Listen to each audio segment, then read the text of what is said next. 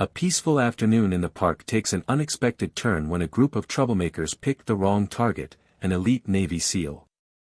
Their arrogance quickly turns into humiliation as they realize they've made a terrible mistake. What happens next will leave you speechless. Subscribe now for more stories that inspire and empower. The sun hung high over Lincoln Park, casting a golden glow over the lush greenery. The air buzzed with the sounds of children laughing, joggers pacing through their routes, and the occasional bark of a playful dog. Among the crowd, Tasha moved with quiet confidence, her fitted navy sweatshirt and black joggers blending seamlessly with the lively scene.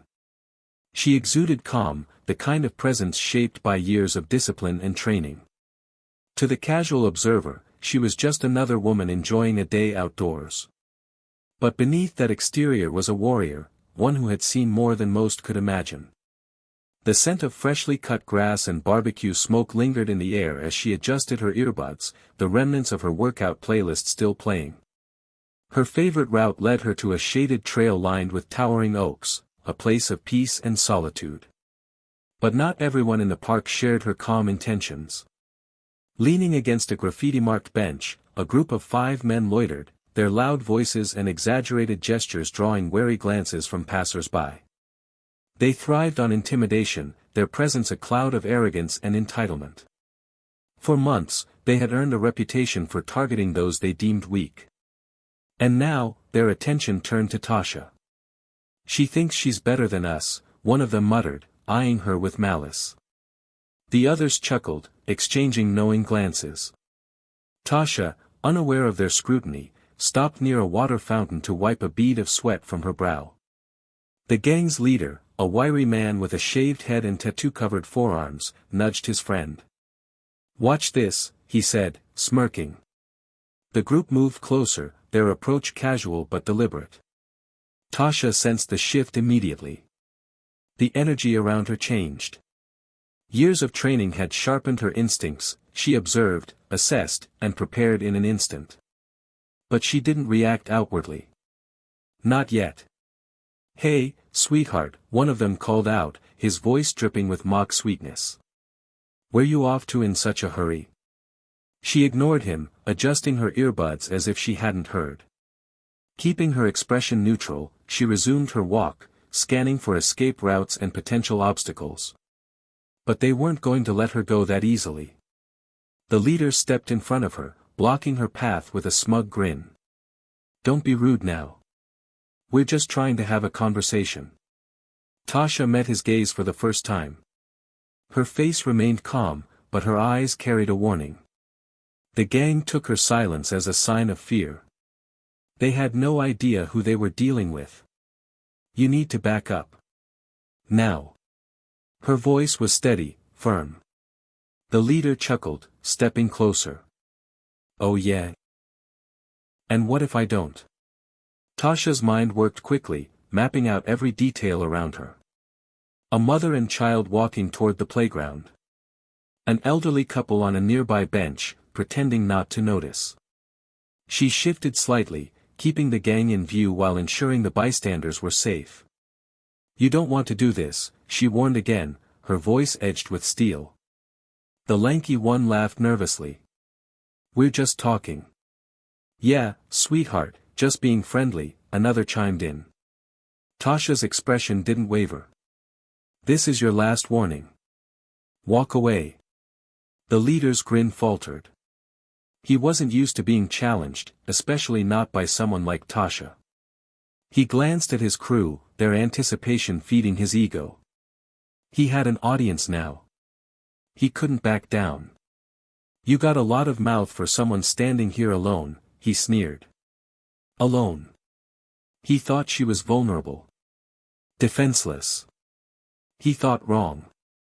The leader reached out, brushing against her arm, a move meant to intimidate. Big mistake. In one swift motion, Tasha sidestepped, twisting just enough to make him stumble forward. The laughter behind him died instantly. "Yo, what was that?" one of them muttered, the gang's confidence wavering for the first time. Embarrassed, the leader straightened, his face flushed. "She's got jokes. But I'm done playing. The mood shifted. What started as a game turned serious. The men closed in, their movements more aggressive. Tasha inhaled deeply, centering herself. She didn't need to throw the first punch, she never did. But if they made a move, she would be ready.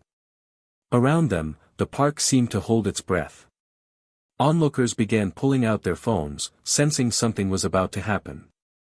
"You're making a mistake," she said, voice sharp as a blade. The leader sneered. "The only mistake is you thinking you can just walk away." The circle tightened. The leader lunged first, sloppy. Tasha sidestepped easily, using his own momentum to send him stumbling forward. His friends burst into laughter, but Tasha wasn't playing. The lanky one stepped up next, hesitant now. He swung, aiming for a shove. Tasha caught his wrist mid-air and, in a controlled motion, twisted his arm and guided him to the ground. He yelped, writhing as she released him. "Stay down," she ordered, voice steady. The remaining three hesitated. Bystanders murmured, their phones raised, capturing everything. The gang's confidence crumbled. "She's just lucky," one muttered before swinging wildly. Tasha ducked, countering with a swift strike to his midsection. He doubled over, gasping. The leader, regaining his composure, growled. "She's one woman." "No," the lanky one groaned from the ground, clutching his wrist. "She's trained." The leader charged at her again, angry, reckless. Tasha blocked, pivoted, and delivered a strike to his leg. He buckled, dropping to one knee. "You should have listened," she said, calm as ever. The last standing man hesitated. "I'm out," he muttered, backing away. Tasha relaxed slightly but stayed alert. Situations like this could turn in an instant. Sirens pierced the air. The leader's bravado cracked as he heard them. Officers arrived, their eyes scanning the scene, 5 men sprawled on the ground, a composed woman standing over them. She took them down, a bystander shouted.